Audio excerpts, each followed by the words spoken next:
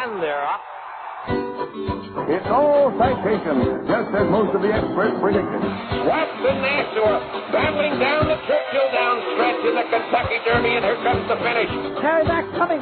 Carry back in front. Carry back by 3/4. He is moving like a tremendous machine. Running to the wire. Seattle Blue opens it to 4 lanes. A burned under a left-hand whip. Elliott on the outside driving. A burned to Elliott. Heads to Byrne. A Byrne's got a nose in front as they come onto the wire. Down the stretch they come. Silver Charm to the front. Here's the finish. Silver Charm by a neck. I'm pleased to welcome Robert Clark to the show. Robert was the artist. He teamed with Edward Bowen for a book entitled A Brush with Greatness. It looks at a bunch of horses that achieve greatness in different ways. So, first of all, welcome to the program, Robert. Glad to be here. What was the impetus behind the book? I mean, I think it's a great idea. Love your artwork. What got you to do this book with Ed?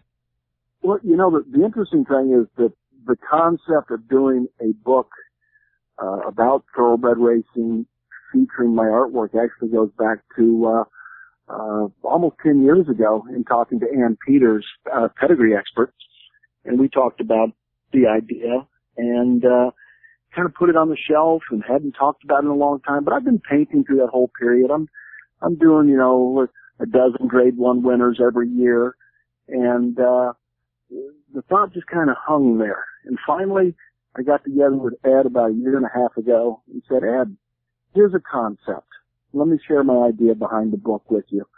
And Ed came back. You know, I'm got my finger crossed. I'm thinking, you know, I'm talking one of the legends of the sport as far as, you know, as a journalist and a guy who's covered the sport for 50 years.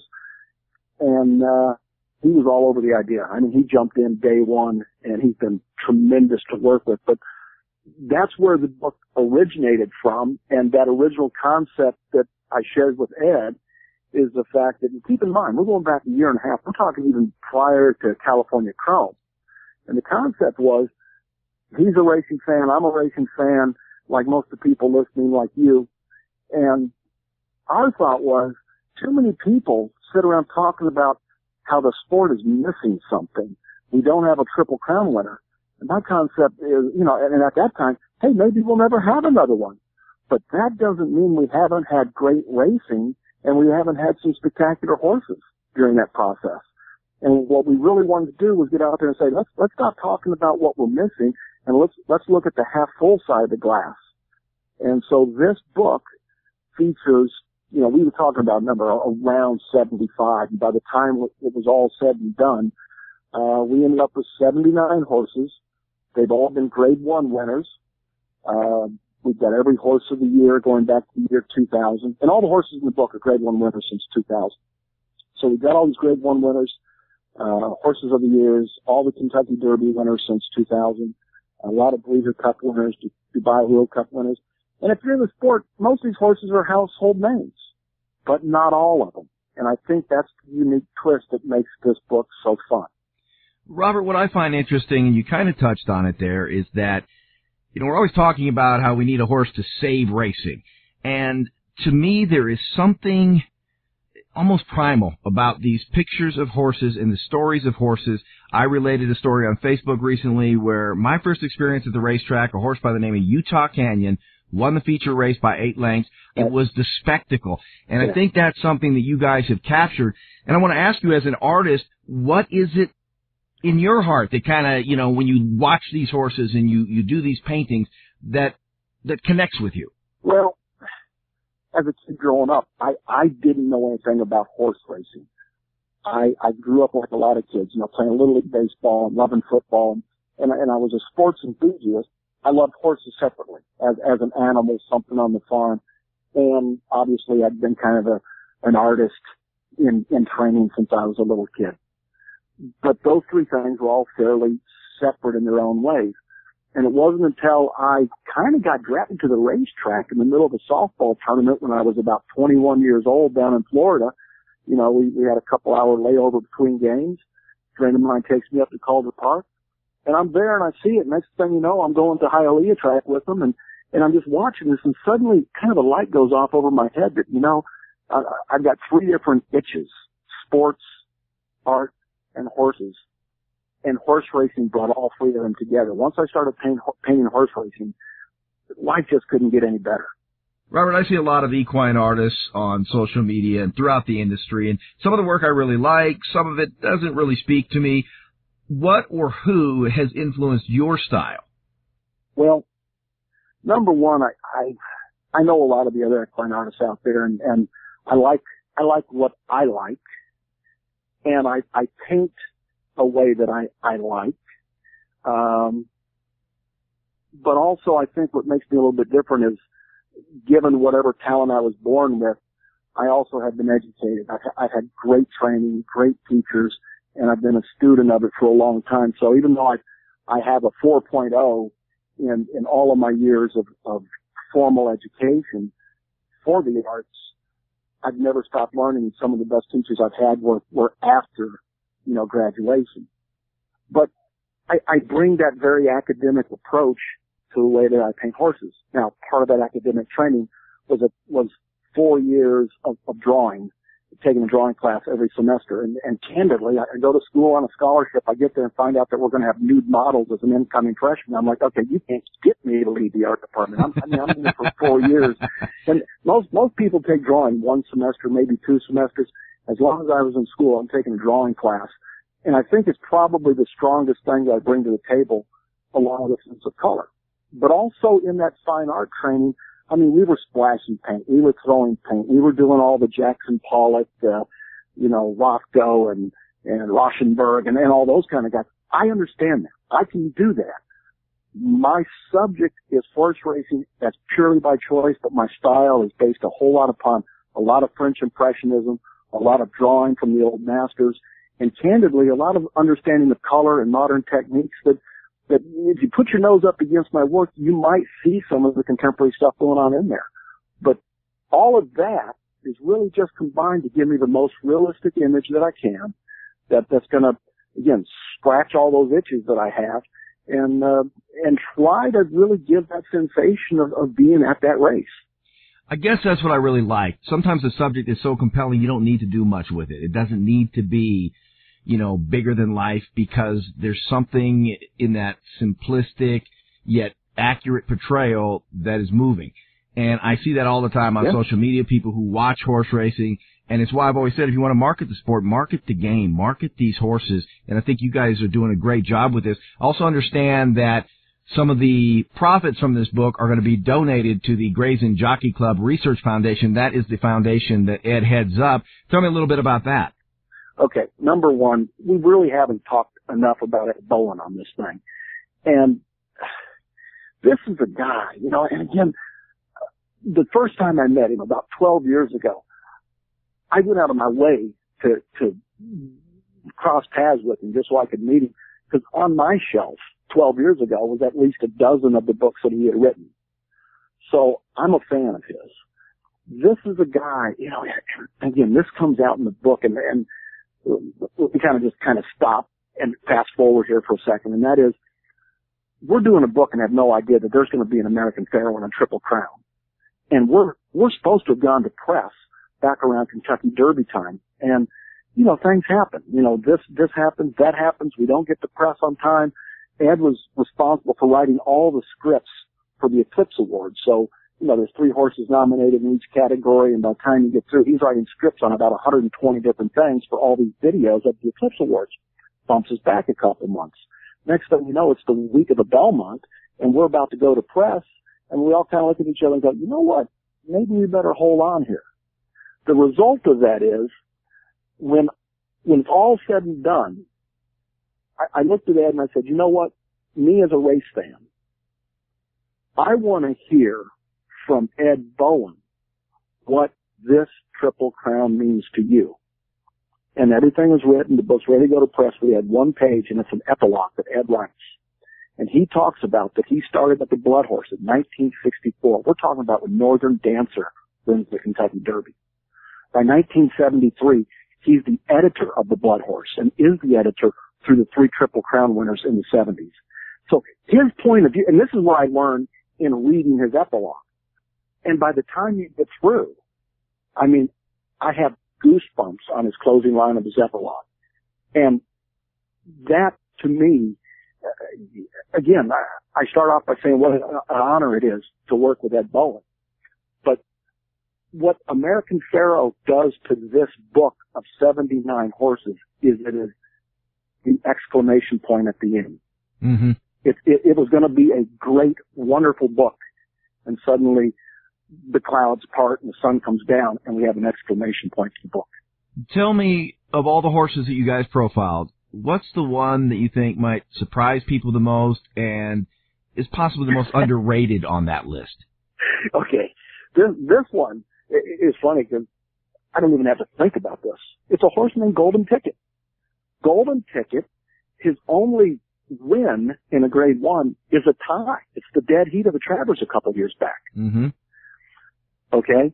Now, the one thing we haven't mentioned here is that when I brought this concept up to Ed, after he says yes, then I throw one more thing at him and said, Ed, I would like to put in this book a quote from each of the owners of the horses about their horse. And Ed's like, how are we going to do that? I mean, the only thing I can imagine is it's like Noah being asked to get the animals in the ark. And he's like, okay, but how are we going to get them in the ark? And that's what Ed's response was, well, yeah, I don't mind getting I don't mind having the quotes, but how are we going to get them? I'm like, Ed, I paid for most of these people. Getting them to talk about their horses is pretty easy. And he was like, okay. Well, through the course of that, Ed comes back to me about halfway through getting these quotes in, and he says, you know what? This has never been done before. He says, this is truly amazing to have all these owners participating in a book like this. And it really is phenomenal. But back to Golden Ticket. So we get the quote from Golden Ticket, a horse whose only Grade 1 victory is a dead heat. And Carter Stewart out of Montana is the main owner on the horse. So we get the quote from Carter, and he tells the story of, he's in his jet on oil business heading to Texas, and they divert the plane to go up to Saratoga, because Kenny McPeak is called up and said, hey, you got to get up here for this race. And I go, okay, fine. And he tells his whole story, but in the end, he gets there and he talks about how they just tied Sheikh Mohammed in a race. And it's like, we're nobody. We're new to the sport. We can't even begin to match the financial wealth of a guy like Sheikh Mohammed. But we just tied. And only in horse racing can it happen. And it's just such a wonderful insight into that particular horse. And the painting that we use for that actually shows Alpha and Golden Ticket both coming down the stretch. But again, if you have to say which horse would people be surprised to see in here amongst horses that two-time horse of the year like a Curlin or an American Pharoah or a California Chrome, the surprise would have to be Golden Ticket.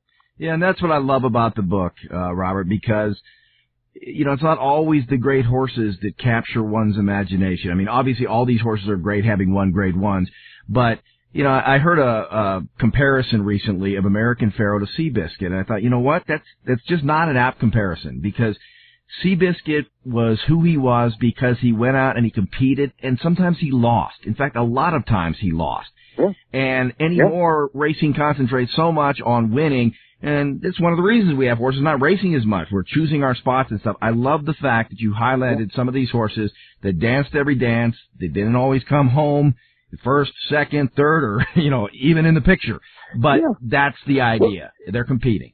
And the thing that we really wanted to talk about with this, and Ed, he starts off with an introduction to the book talking about what the term great or greatness means.